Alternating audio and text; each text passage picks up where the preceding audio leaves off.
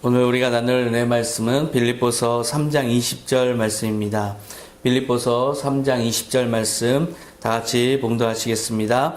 우리의 시민권은 하늘에 있는지라 거기로부터 구원하는 자 곧 주 예수 그리스도를 기다리노니 아멘. 오늘 말씀은 어떻게 기다릴 것인가 라는 제목으로 은혜를 나누고자 합니다.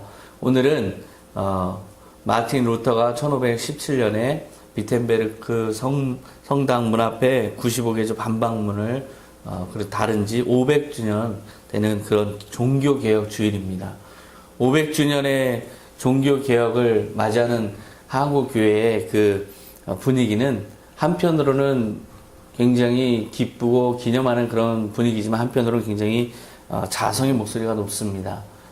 이 500주년을 맞이하기까지 우리가 어떤 길을 걸어왔는가 생각해 보면 참으로 너무나 발전이 없었다. 이런 많이 자성의 목소리가 있습니다. 루터대 이말태 실천신학 교수님은 한국교회 지금의 현실이 16세기 종교개혁 당시의 가톨릭의 모습과 전혀 다른 것이 없다. 오히려 그거보다 더 심각한 위기에 있다. 이렇게 지적하고 있습니다. 500년 전 종교개혁 이상의 노력을 하지 않으면 이 자본주의 사회에서 이 교회의 앞날은 그렇게 좋지가 않을 것이다. 그렇게 자성의 목소리를 내고 있습니다.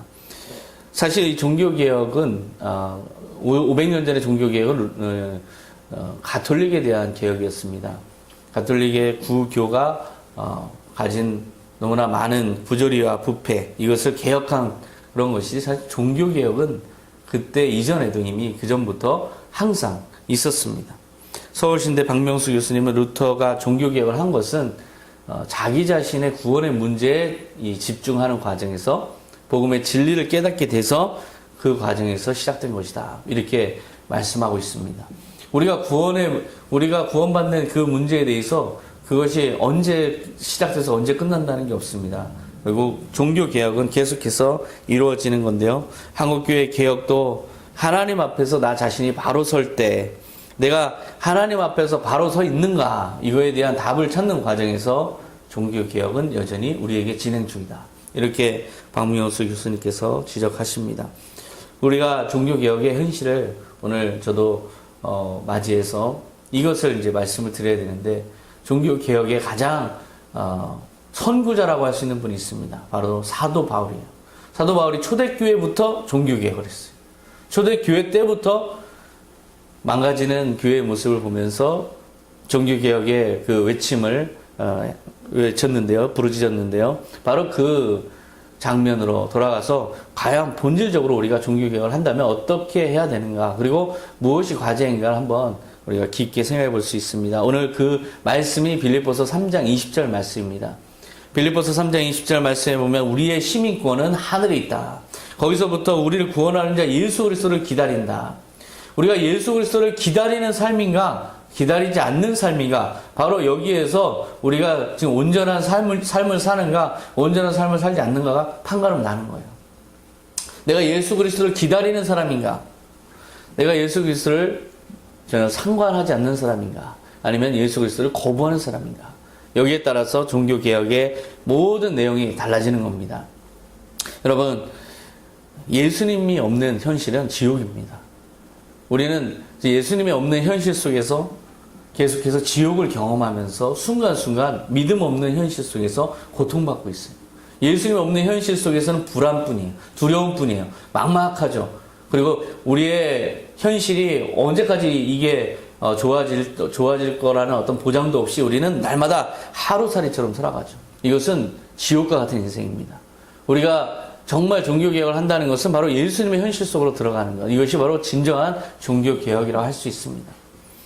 여기서 사도 바울은 예수 그리스도를 기다리노니 이렇게 이야기합니다. 자, 예수 그리스도를 기다리는 것이 진정한 우리의 모습이라면 지금 이 말씀을 쓸 때는 전제가 있죠.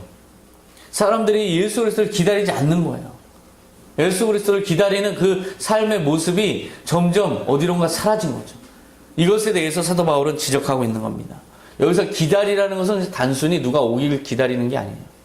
그것은 기다림이 아니고 그것은 자기 시간을 보내는 거죠. 여기서 기다린다라는 의미는 eagerly await. 아주 열렬하게 사모하는 그런 기다림을 말합니다. 정말 돌아오는 그 가족을 우리가 공항에서 맞이할 때 얼마나 기다립니까? 바로 그런 기다릴 말이에요. Look for, expect, 열심히 열렬하게 찾아서 궁구하는 것, 이것을 말합니다. 예수님께서 커다란 선물을 가지고 커다란 우리 운명의 모든 축복을 가지고 오시는 그 예수 그리스도를 열렬하게 사모하는 것, 이것을 말합니다. 그런 예수님을 기다리는 그 모습이 초대교회에서부터 사라지고 있는 거예요. 그러니까 500년 전에 가톨릭의 종교개혁은 그것은 이미 오래된 그 전부터 이어온 종교개혁의 역사의 사실상 최종점이라고 할 수가 있습니다. 당시에 사도 바울이 빌립보 사람들을 향해서 이 편지를 쓸 때, 빌립보서 쓸 때 이 빌립보 사람들은 세 부류의 사람들이 있었어요. 로마 시민권자가 있었고 아주 극소수입니다. 그리고 자유자들이 있었어요. 그리고 노예들이 있었습니다. 이 노예가 거의 80%를 차지해요. 이 사도 바울이 예수 그리스도를 기다리라라고 할 때 그 대상이 세 부류에 대한 말씀입니다. 로마 당시에는 예수 믿는 자를 아주 심각하게 박해하고 또 예수 믿는 사람들 간에 이간질을 시키기 위해서 예수 믿는 사람들이 서로를 밀고 하게 했어요. 그러면 그 사람을 잡아가고 밀고 한 사람에게 로마 시민권을 주는 그러한 정책을 펼쳤습니다. 그래서 많은 사람들이 배교하고 밀고 하고 그래서 기독교 공동체가 파괴돼 나가는 그런 현실에서 지금 사도 바울은 이야기하는 거예요.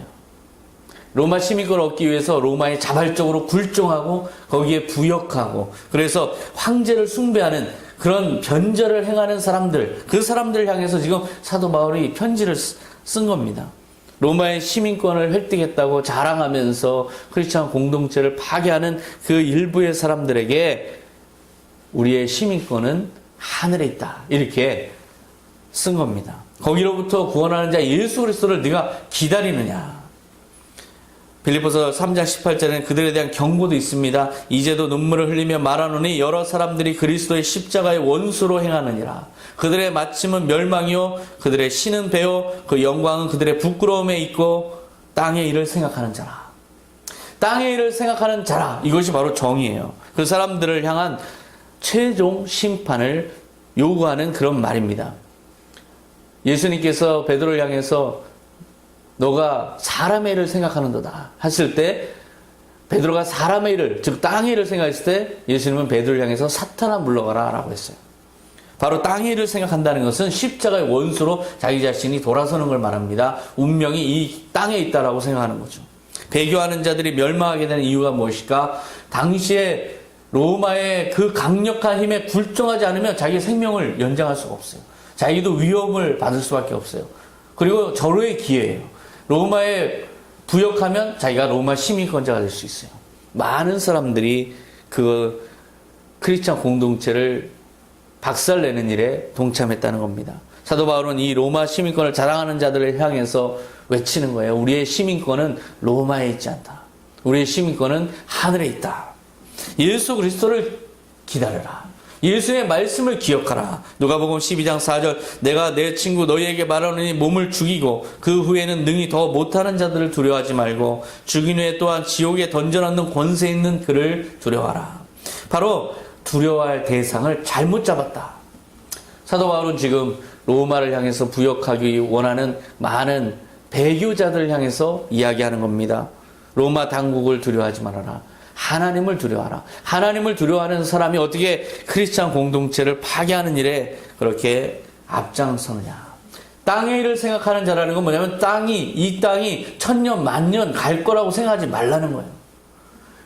일제시대 때 36년 동안 일본의 압제가 이어지면서 많은 사람들이 이 시기가 계속 갈 거라고 생각했어요. 그래서 거의 태평양 전쟁 시기에는 많은 사람들이 일본의 부역자로 돌아섰어요. 많은 민족 지도자들을 고발하고 밀고 하고 그래서 많은 민족 지도자들이 잡혀가고 박해를 받았죠. 그것이 천년 만년 갈 거라고 생각했을 거예요. 일본 제국주의에 우리가 완전히 이제는 동화되었고 일본이 우리 모국이다라고 생각할 정도로 그렇게 많은 사람들이 돌아섰습니다. 그래서 한국 신민이 되자. 그렇게 많은 또 지식인들조차 변절해서 그렇게 친일파로 살았던 걸 한번 생각해 보세요. 그들이 그렇게 승승장구할 것 같았지만 해방이 되고 나서 그들은 어떻게 됐습니까? 철저하게 처단되고 철저하게 그 모든 명예를 다 빼앗기고 심판을 받는 거죠. 바로 그런 심판이 너희에게도, 즉 그런 맥락에서 로마를 향해서 부역하는 사람들에 대해서 사도 바울이 이야기하는 겁니다. 하늘의 권세 있는 자를 두려워하지 지금 땅의 권세를 두려워하지 말아라. 누가복음 12장 9절에 사람 앞에서 나를 부인하는 자는 하나님의 사자들 앞에서 부인을 당하리라. 즉 내가 너를 모른다 하리라, 이 말씀이에요. 가장 냉혹한 심판은 뭐예요? 나는 너를 알지 못한다. 하나님이 나는 너를 알지 못한다. 나는 너를 전혀 모른다. 주님, 제가 얼마나 주님의 이름으로 많은 일을 했습니까? 주님, 저를 왜 기억을 못하십니까? 제가 주님의 충성된 사람으로 산다고 지금 자부하고 살았는데 나는 너를 알지 못한다. 그러면 우리의 모든 운명은 끝나는 겁니다. 하나님께서 나를 아시는가? 나를 모르시는가? 여러분을 주님께서 아십니까? 모르십니까? 여러분의 이름을 주님께서 아십니까? 주님께서 여러분을 하나님의 나라뿐만 아니라 지금 이 현실 속에서 여러분을 인정하고 계십니까? 나는 너를 안다. 나는 너와 함께하고 있다. 주님께서 여러분에게 고백하고 계십니까? 여러분에게 그런 말씀을 하고 계신다면 여러분은 예수님의 현실 속에 있는 거예요. 그렇다면 무엇을 두려워합니까? 예수님의 현실 속에 있는 자가 두려워할 게 무엇일까요? 예수님의 현실 속에 없기 때문에 우리는 날마다 두려워하고 날마다 사실상 알지 못한 채, 내가 인식하지도 못한 채 그리스도의 십자가의 적으로 살지는 않고 있는지, 살고 있지는 않은지 자기 스스로 이 시간 되돌아보는 것, 여기서부터 종교개혁은 시작되는 겁니다. 우리 한국교회가 바로 이것을 돌아봐야 돼요. 예수를 위한다는 우리의 모든 노력이 결국은 오히려 십자가의 원수로 행하는 것은 아니까. 바로 그 회개에서부터 종교개혁은 시작되는 겁니다. 이 로마의 시민권을 자랑하고 예수 믿는 자를 박해하던 배교하던 사람들에게 사도 바울은 바로 그 회개를 촉구하는 거예요. 그리스도의 적으로 살지 말아라. 최소한 자기 자신을 돌아보는 것, 그 이상의 예수를 적대시하는 것, 이것은 하지 말아라. 그래서 예수님께서 말씀하셨습니다. 나를 대적하지 않는 자는 나를 위하는 자라고 말씀하셨어요. 나를 대적하지 않는 자는 위하는 자다. 즉 예수 그리스도를 대적하는 것은 이것을 통해서 이 땅에서 영광은 얻을 수 있고 이 땅에서 자기의 영혼을 돈에 팔고 자기의 영혼을 권력에 팔아서 뭔가 살 수는 있지만 그것은 예수 그리스도의 십자가를 오히려 대적하지 않는 길이어야 그나마 구원의 가능성은 있죠. 그러나 예수 그리스도의 십자가를 가장 대적하는 것이 오히려 교회가 되고 있지 않은가. 바로 그 부분이 우리가 회개해야 되고 우리가 돌이켜야 될 그런 종교개혁의 메시지입니다. 또한 로마의 시민권자도 있었지만 대부분의 사람들은, 많은 비율의 사람들은, 상당히 많은 사람들은 자유자로 살았어요. 적극적으로 배교하는 사람 그렇게 많지는 않죠. 적극적으로 앞잡이가 되는 사람 많지 않아요. 그것도 굉장한 용기가 필요합니다. 세상을 완전히 세상과 다 결탁해서 교회를 박해하는 거 그거 쉽지 않은 일이에요. 대부분의 사람들은 자유자로 살았어요. 로마 시민권자도 아니고 그렇다고 노예도 아니고 자유롭게 지중해 무역을 통해서 돈을 버는 그런 사람들이 많았습니다. 고린도전서 12장 13절 우리가 유대인이나 헬라인이나 종이나 자유인이나 다 한 성령으로 세례를 받아 한 몸이 되었고 또 한 성령을 마시게 하셨느니라. 자유자에게도 복음을 접하고 회개하고 주님께 돌아올 수 있는 기회가 있었어요. 이 많은 자유자들은 사실상 어떻게 살았을까? 현세 중심적으로 살았어요. 이 땅의 행복을 추구하면서 살았어요. 이 땅의 행복을 거의 모든 것으로 생각하고 살았어요. 우리 민주주의, 자유주의, 지금 우리 자유시민국가에서는 대부분의 사람들이 자기 행복이 가장 중요한 가치죠. 내가 행복한 것, 그것을 물질을 통해서 얻을 수 있다면 물질이 나의 우상이고 모든 관계를 통해서 얻을 수 있다면 그것이 우상인 그런 삶을 살고 있어요. 적극적으로 예수를 배교하거나 배격하지 않습니다. 단순히 교회의 일원으로 참여를 하죠. 하지만 더 이상 하지도 않습니다.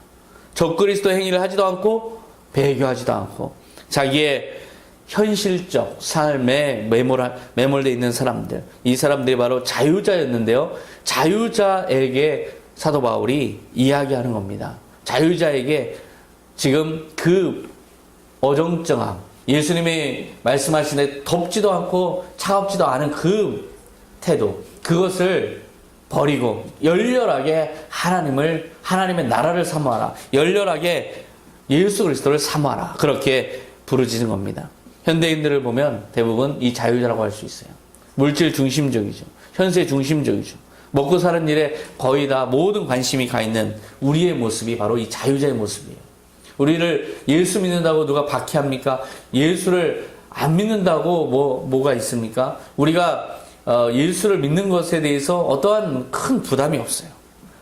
그리고 주일날 한번 오는 것, 그것으로 우리는 충분히 우리의 할 일을 다 했다라고 생각합니다.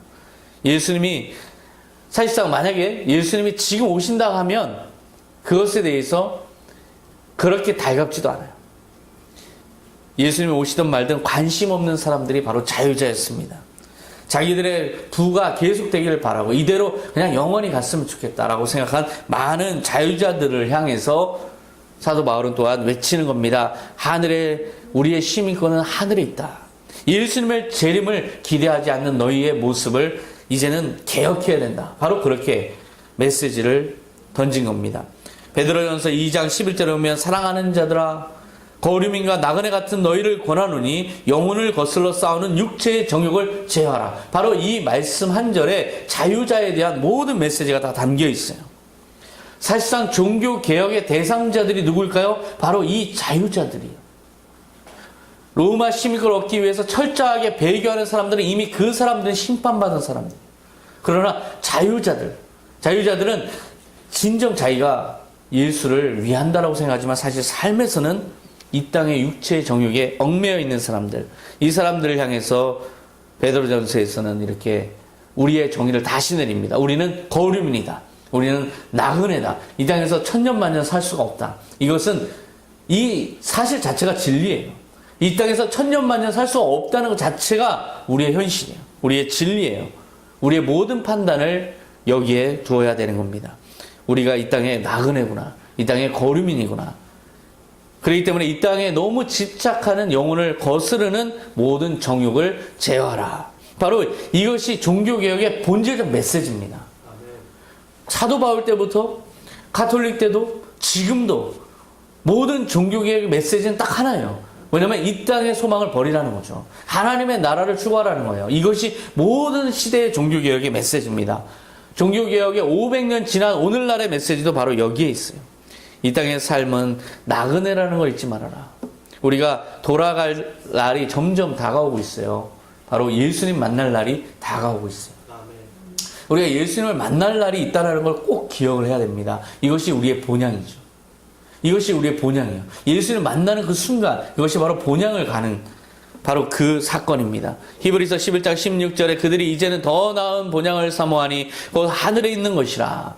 이러므로 하나님이 그들의 하나님이라 일컬음 받으심을 부끄러워하지 아니하시고 그들을 위하여 한 성을 예비하셨느니라. 바로 이것이 예수님이 약속하신 그런 말씀입니다. 이것을 믿는 자가 있고 믿지 않는 자가 있고, 이것은 우리의 자유의지에 놓여 있지만 중요한 것은 그 자유의지의 선택의 대가는 우리가 치러야 된다는 거죠.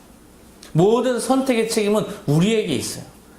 자유로운 선택권을 부여받은 사람에게 모든 책임이 있는 겁니다. 우리가 사도들의 메시지를 지금 다시 듣는다면 그것은 모든 12사도를 다 불러서 여기서 12사도를 다 여기 모아놓고 우리에 대해서 한번 말씀해 보세요. 우리에 대해서 우리가 무엇을 해야 됩니까? 그렇게 이야기하면 그들의 한결같은 메시지는 딱 하나입니다. 바로 하나님의 나라를 사모하라. 이거밖에 없습니다. 바로 이것이 영원한 종교개혁의 메시지예요.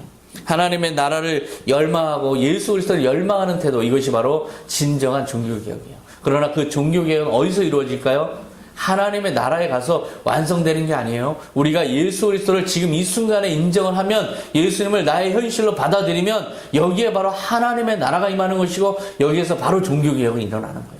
종교개혁은 멀리서 일어나는 게 아니에요. 내 마음 안에서, 내 의식 속에서 일어나는 거죠.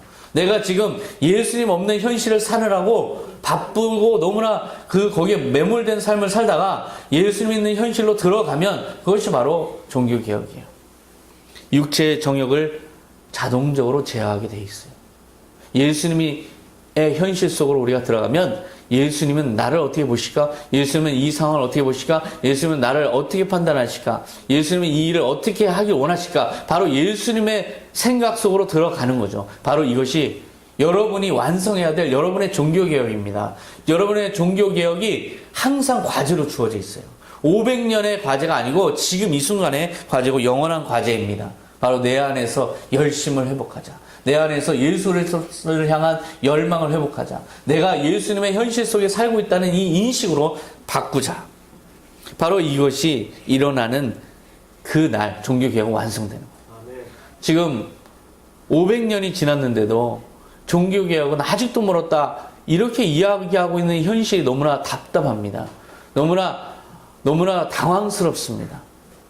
500년 동안의 역사 속에서 우리가 종교개혁의 시간을 살았는데 지금 우리는 가톨릭으로 돌아가 있고 가톨릭보다 더한 가톨릭의 모습을 보이고 있다는 이 현실 자체가 얼마나 너무나 참담한 현실입니까?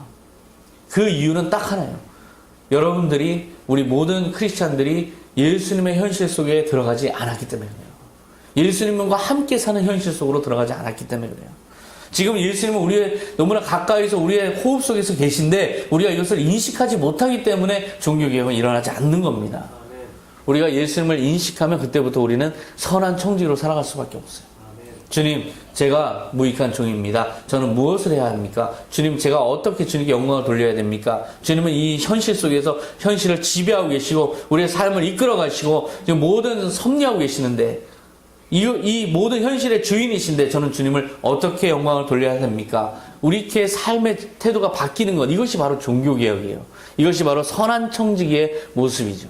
이렇게 우리의 자아상이 바뀌는 게 바로 종교개혁입니다. 자유자 그리고 노예 신분의 사람들이 80%의 사람들이 노예 신분의 사람들이었어요. 이 사람들은 우리의 시민권은 하늘에 있다라고 사도 바울이 편지를 썼을 때 열광했어요.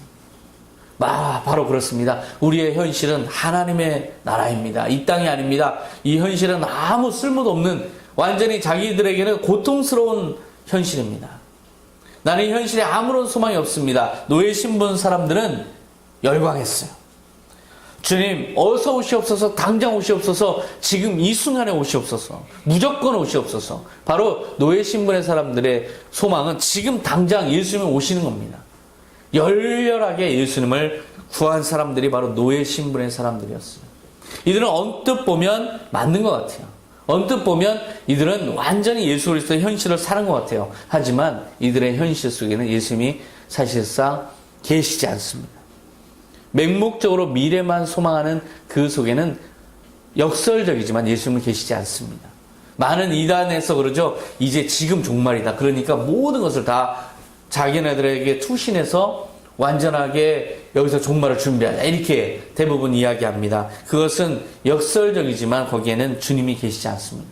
주님은 우리의 삶 속에 함께 계시지 우리의 삶을 부정하는 곳에 계시는 것이 아닙니다.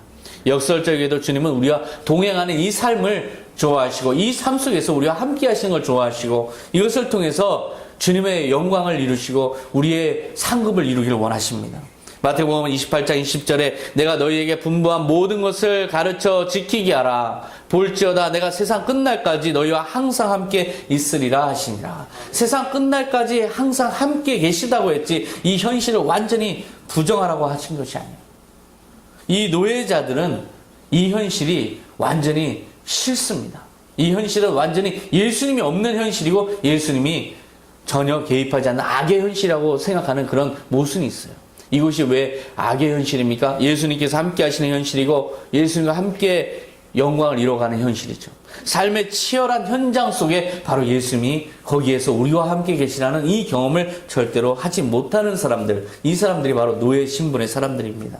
영적인 전쟁터에 그곳에서 주님이 어떻게 함께 하시는지를 경험하는 것, 이것이 가장 중요한 우리의 경험이고 우리의 특권이에요. 어떠한 영적인 존재도 우리와 같이 현실 속에서 고통을 겪을 수가 없어요. 고통을 겪을 수 있는 유일한 특권을 가진 것이 바로 인간이에요. 그래서 천사도 삼하고 성령도 시기한다. 바로 그것이 영적인 비밀입니다. 우리의 고통스러운 현실 속에 주님이 함께 계시고 그곳에서 주님과 동행하면서 주님의 영광을 이뤄가는 바로 선한 청지기의 모습을 살아가는 것. 이것이 바로 주님이 원하시는 우리의 삶의 태도이고 바로 선한 청지기의 우리의 모습이 바뀔 때 이것이 바로 종교개혁입니다. 주님께서는 우리에게 축복을 주시기 원하세요.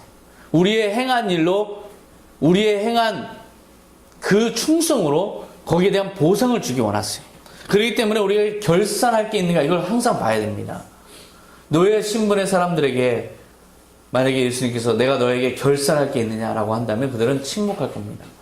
지금 당장 이 현실을 부정하고 오직 주님만을 바랄 뿐 이 현실 속에서 주님의 영광을 이루기 위한 일은 전혀 하지 않는 그들의 모습, 그것은 전혀 주님이 원하시는 그런 모습이 아닙니다. 요한계시록 22장 12절 말씀, 보라 내가 속히 오리니 내가 줄 상이 내게 있어 각 사람에게 그가 행한 대로 갚아주리라. 주님께서 갚아주기 원하세요. 이것이 바로 복음의 비밀입니다. 우리가 이 땅에서 기회를 부여받았다는 것, 이것을 깨달을 때 이것이 바로 열렬하게 주님을 기다리는 거예요. 내가 할 것에 대한 보상이 아니고 한 것에 대한 보상, 우리가 행한 것에 대한 보상, 이것을 주님께서 약속하셨어요. 우리가 사업을 하는데 아주 고관대작의 사촌 동생이 왔습니다. 그 사촌 동생에게 아무리 많은 선물을 준다 해도 내게 지금 일하고 있는, 우리 가게에서 일하고 있는 이 사람만큼 많이 주진 않습니다. 우리 가게에서 일하고 있는 종업원, 이 종에게 더 많이 살해하죠. 절대로 친척에게 더 많이 살해하지 않습니다. 아무리 특수관계인이라도 그 사람에게 내 종만큼 많이 주지 않습니다. 주님께서는 우리가 아주 충성되게 주님의 영광을 위해서 일하기 원하세요. 그 기회를 우리에게 주는 걸 기뻐하세요. 이곳에서 지금 우리의 냉혹한 삶의 현실 속에서 나 혼자 버려두는 것이 아니라 주님이 함께 일하시면서 영광스럽게 주님의 영광을 나타내고 주님의 능력을 나타내고 이 경험을 통해서 주님 내 안에 내가 주님 안에 함께 호흡하는 이 삶 자체를 주님께서 우리에게 기회로 주셨습니다. 이것을 깨닫고 현실 속에서 주님을 드러내는 삶을 사는 것, 이것이 바로 종교개혁의 완성이에요. 우리가 선한 청지기로 산다는 것이 바로 종교개혁의 완성입니다. 종교개혁은 선한 청지기에서부터 시작되는 거예요. 그렇기 때문에 종교개혁의 현실은 바로 우리가 담당하고 있다는 거죠. 우리의 안에서부터, 내면에서부터 성실한 청지기가 되고자 하는 노력을 할 때 이것이 바로 종교개혁의 진정한 종교개혁의 시작입니다. 여러분, 완전한 제사함의 기쁨을 누리시기 바랍니다. 여러분, 예수 그리스도를 믿는 것, 예수의 보혈을 의지하는 것, 그래서 예수님을 내 안에 모신 것, 이것 자체만으로 여러분은 완전한 제사함의 그 은혜를 경험하는 것, 바로 그 축복을 여러분이 받은 거예요. 완전한 죄사함의 행복을 누리시기 바랍니다. 그리고 또한 무엇보다 우리 존재가 이 땅에서 살고 끝나는, 죽으면 끝인 존재가 아니라는 것. 우리가 죽으면 끝나는 존재라면 이렇게 살 필요가 없어요. 그러나 죽으면 끝나는 존재가 아니라 우리 영원한 존재라는 것을 깨달아야 돼요. 예수님 안에서, 예수님이 우리에게 주신 생명으로 인해서 우리가 지금 살아가는 것처럼 이렇게 생명을 공급받아서 영원한 존재로 하나님의 나라에서 완전한 부활체로 영원한 존재라는 것을 먼저 믿으시기 바랍니다. 이것이 바로 종교개혁의 시작이에요. 우리가 이 땅에서 죽으면 끝이다라는 생각에 움켜쥐기 시작하면 여기서는 다시 배교가 일어나는 겁니다. 그렇기 때문에 맡은 자 의식을 가지고 청지기 신앙을 가져야 돼요. 이것이 주님이 우리에게 원하시는 모습이에요. 하나님의 나라를 사모하는, 하늘의 시민권을 구하는 그런 모습, 이것이 바로 주님이 원하시는 종교개혁의 완성된 모습입니다. 하나님이 주실 상급을 기대하는 모습, 이것이 우리에게 원하는 모습이에요. 우리는 아무런 상급도 기대하지 않고 아무런 일도 안 하려고 하고 있어요. 이것은 주님이 원하는 모습이 아닙니다. 교회에만 갇혀 지내는 것이 아니라 현실의 삶 속에서 작은 미랄되는 삶, 이것이 바로 성실한 청지기의 모습인데, 그러한 우리의 모습에 대해서 주님께서는 행한 대로 갚아주리라, 상급을 약속하셨어요. 바로 이러한 복음의 진리들을 깨닫고 그렇게 선한 청지기로 거듭나려고 하는 그 모습 속에서 진정 500년 동안 이루지 못한 종교개혁은 다시 확실하게 시작되는 겁니다. 바로 선한 청지기로의 모습의 변화가 500년 동안 이루지 못한 종교개혁의 새로운 출발이라는 것, 이것을 깨달으시기 바랍니다. 종교개혁 500주년 기념, 그 기념, 사실상 한편으로는 수치고 한편으로는 기념이죠. 500년 동안 종교개혁을 했으면 완전한 하나님의 나라의 모습으로 바뀌어야 되는데 아직도 우리는 선한 청지기의 모습이 안 돼 있다는 것은 우리가 갈 길이 참 멀다는 것을 의미합니다. 우리 선한 청지기 교회가 바로 그렇게 선한 청지기로서의 종교개혁의 출발지가 되었으면 합니다. 기도하겠습니다. 하나님 아버지 감사합니다. 우리는 너무나 연약해서 순간순간 넘어지고 순간순간 내 욕망에 따라서 오히려 주님의 십자가를 등지는 삶을 선택할 때가 있습니다. 주님, 그러한 로마 시민권을 추구하는 자들을 향해서 사도 바울은 하늘의 시민권이 있다는 걸 기억하라. 그렇게 경고했습니다. 자유자들에게 더 열심히 회개하고 더 열심히 주님을 믿어라.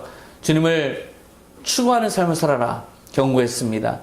노예 신분자들에게 이 땅을 부정하는 것이 아니라 이 땅 속에서 여기에서 내가 죽고 작은 미랄 되어서 하나님 영광 드러내는 삶을 추구하라. 이렇게 경고했습니다. 지금 이 경고를 우리 스스로의 우리 자신에 대한 경고로 받아들이고 주님 이제는 선한 청지기로 거듭나서 주님께 영광 돌리는 우리 모습 되게 하여 주시옵소서. 종교개혁은 바로 여기서부터 다시 새로운 출발입니다.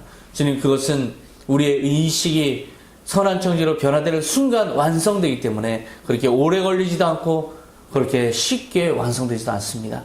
이 종교개혁을 우리가 앞장서서 해 나가게 하여 주시고 바로 이곳이 그 출발지가 되게 하여 주시옵소서.